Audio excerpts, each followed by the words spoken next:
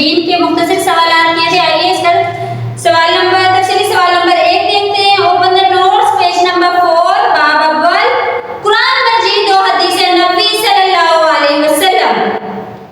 जमा तदवीर कुरान मजीद की तफसील बयान करें।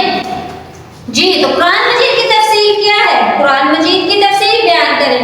कुरान मजीद का तारुफ है कुरान का मायने और मफहूम। फर्स्ट हमारा जो पॉइंट है वो है कुरान मजीद का कुरान हकीम का मायने और मफहूम। आइए हम कुरान हकीम का मायने और मफहूम देखते हैं। अल लफ्ज़ कुरान किरात से बना है जिसके मायने पढ़ना और जमा करना है, जो कि कुरान मजीद बार बार पढ़ा जाता है, इसलिए इसे कुरान कहते हैं। इस्लामत कुरान मजीद से मुराद अल्लाह ताला की वो आखिरी इल्हामी किताब जो उसने अपने आखिरी नबी हजरत मोहम्मद खातमुन नबी सल्लल्लाहु अलैहि वसल्लम पर अरबी जुबान में वही के जरिए थोड़ा थोड़ा करके कमो पेश 23 साल के अरसे में नाजिल फरमाई। ये था कुरान का मायने और मफहूम, यानी कि लफ्ज़ किरात जो है वो अरबी जुबान का लफ्ज़ है, कुरान पाक से बना है, जिसके मायने हैं पढ़। कुरान मजीद अरबी जुबान में कुरान मजीद बार बार पढ़ा जाता है, इसलिए इसे कुरान कहते हैं, यानी कि किरात कहते हैं। कुरान मजीद से अल्लाह ताला की आखिरी किताब है जो उसने अपने आखिरी नबी हज़रत मोहम्मद सल्लल्लाहु अलैहि वसल्लम पर नाज़िल फरमाई। सेकंड पॉइंट, कुरान और लफ्ज़ अरब। अब देखिए कुरान और लफ्ज़ अरब। कुरान मजीद अहले अरब में नाज़िल हुआ। नज़ूल कुरान के वक्त अहले अरब की जुबान अरबी थी जो बड़ी फसी थी, यानी कि बहुत साफ सुथरी। अहले अरब जो थे वो फसीहुल कल्ब थे, यानी उनकी मेमोरी जो थी वो बहुत शार्प थी, वो अरबी बहुत फ्लो के साथ साफ सुथरी पढ़ते थे। इनके इसलिए अल्लाह ताला ने कुरान मजीद को भी अरबी जुबान में नाज़िल फरमाया। कुरान मजीद में इरशाद है, इन्ना अंज़लना क़ुरआन अरबियन, बेशक हमने इस किताब को कुरान की सूरत में अरबी जुबान में नाज़िल किया। हिदायत का दायमी जरिया, खैर और शर में फर्क करने के लिए अल्लाह ताला ने इंसान को ज़मीर की आवाज़ अता फरमाई। इसके अलावा इंसान की कामिल रहनुमाई के लिए अंबिया और इन पर किताबें नाज़िल फरमाई। कुरान मजीद इंसान के लिए सिलसिला हिदायत है, कामिल और दायमी जरिया है जो क़यामत तक कायम और दायम रहेगा। हिदायत का दायमी जरिया है जो कि क़यामत तक रहेगा। आप नबी करीम सल्लल्लाहु अलैहि वसल्लम के बाद कोई नबी या रसूल नहीं आएगा। हमारे प्यारे नबी सल्लल्लाहु अलैहि वसल्लम अल्लाह ताला के आखिरी नबी और रसूल हैं। कुरान खैर और शर में फर्क करने के लिए अल्लाह ताला ने इंसान को ज़मीर की अता फरमाई। देखिए जब हम कोई काम करते हैं, कोई अच्छा या बुरा काम करते हैं, हमारे दिल से आवाज़ आती है। हमारा दिल या हमारा दिमाग बार बार हमें कहता है हमने अच्छा काम किया या हमने ये बुरा काम किया, तो उसको ज़मीर बोलते हैं। कुरान की सिफ्त और मुसद्दिक, कुरान मजीद की पहली तमाम आसमानी किताबों की तस्दीक और तौसीक करने वाली किताब है।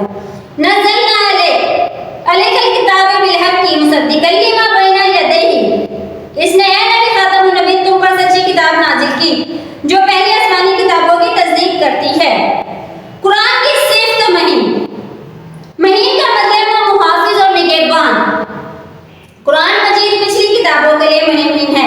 इससे मुराद है कि पिछली किताबों में जो तालीमात और अकायद असली हालत में महफूज ना रह सके, उन्हें कुरान ने अपने अंदाज सरनो बयान करके महफूज कर दिया। यानी कि पिछली किताबों में इस्लाम के बारे में जो अकायद और तालीमात दी गई थी वो महफूज नहीं रहे, इसलिए उन चीज़ों ने कुरान पाक को उन चीज़ों को भी कुरान पाक ने अपने अंदर महफूज कर लिया। और तुम्हारी तरफ हमने ये किताब नाज़िल की है, ये हक लेकर आई है। इससे पहले जो आसमानी किताबें आई इनकी तस्दीक करने वाली है और इनकी मुहाफिज और निगहबान है। जामिअत कुरान, और जिनके जानने का इंसान के पास दूसरा कोई जरिया नहीं। कुरान करीम इंसानी जिंदगी के तमाम पहलुओं के बारे में ज़रूरी मालूमात और रहनुमाई का खजीना है। इसमें वो तमाम बातें वज़ाहत के साथ बयान कर दी गई हैं जिनका जानना इंसान के लिए ज़रूरी और जिनके जानने का इंसान के पास कोई दूसरा जरिया नहीं। बिल्कुल कुरान मजीद में दीनी, तालीमी, जिंदगी सब के लिए तालीमात मौजूद है। कुरान मजीद के अलावा कोई ऐसी किताब नहीं अल्लाह ने दी जिसके लिए से हम उसे जाने, हमारे पास कुरान मजीद के अलावा कोई जरिया नहीं। तो ये था कुरान मजीद की तफसीर बयान करें। पेज नंबर 4 नोट से आप पेज नंबर 4 नोट्स से याद करना आपने।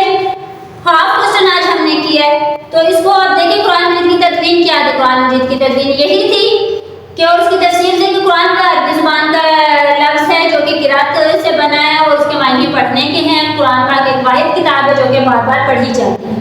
تو اتنے عرصہ گزرنے کے بعد بھی کتاب کی ذمہ داری کیونکہ اللہ پاک نے لی تو اس کی حفاظت بھی اس کے ذمہ ہے اور وہ بالکل ایسا چیز ویسے ہی موجود ہے.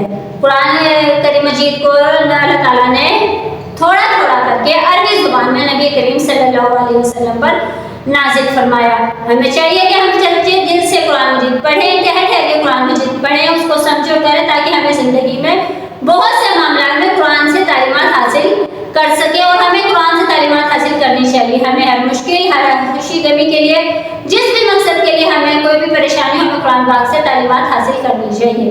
Revise this lesson, complete your homework.